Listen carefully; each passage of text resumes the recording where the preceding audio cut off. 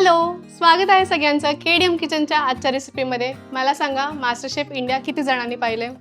आपल्या उषाताईंना तर पाहिलंच असेल. त्यामध्ये उषाताईंनी बऱ्याच वेळा ठेचा यूज करून वेगवेगळे पदार्थ बनवले आहेत, ज्याच्यामुळे आज सध्या तुम्ही जर रेस्टॉरंटमध्ये जाताल तर तुम्हाला ठेचा चिकन, ठेचा मटन, काही ठिकाणी तर ठेचा नूडल्स देखील मिळेल.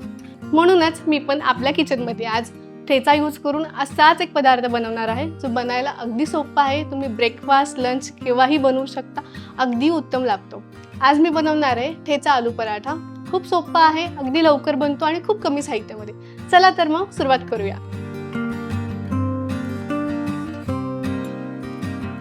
सगळ्यात पहिले साहित्य सांगते.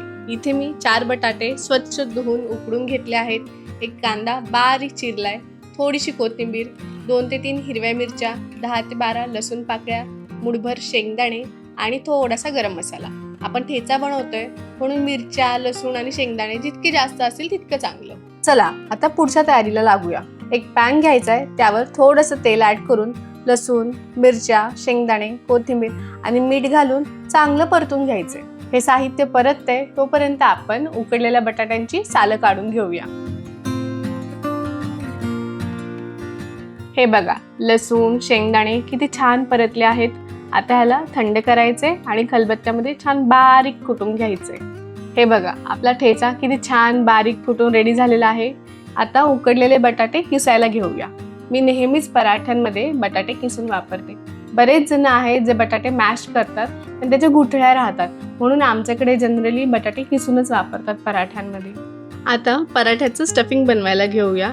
किसलेल्या बटाट्यामध्ये चिरलेला कांदा, कोथिंबीर, गरम मसाला, आपण बनवलेला ठेचा, चवीपुरतं मीठ आणि भरपूर चीज घालून छान मिक्स करून घ्यायचे. आपलं स्टफिंग छान मिक्स करून रेडी झालेलं आहे. आता पराठा बनवायला घेऊया.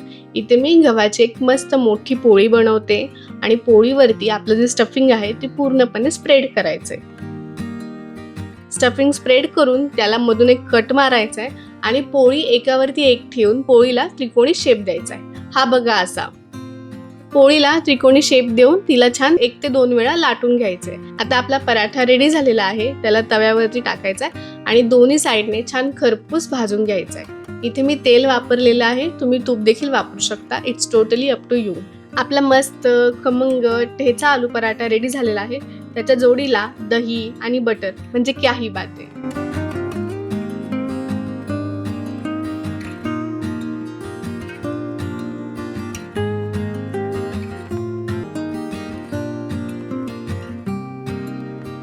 तुम्ही बघितलात किती सोपी रेसिपी आहे. हो, बनायला थोडीशी वेडीवाकडी झालेली आहे, बट येस, तुम्ही देखील हवा तो शेप देऊ शकता. तुमच्या मुलांच्या टिफिनसाठी किंवा सकाळच्या ब्रेकफास्टसाठी अगदी उत्तम पर्याय आहे हा.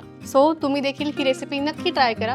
तुमचे रिव्ह्यूज आमच्याबरोबर शेअर करा आणि तोपर्यंत हसत राहा, मस्त राहा आणि केडीएम किचनच्या रेसिपीज ट्राय करत राहा.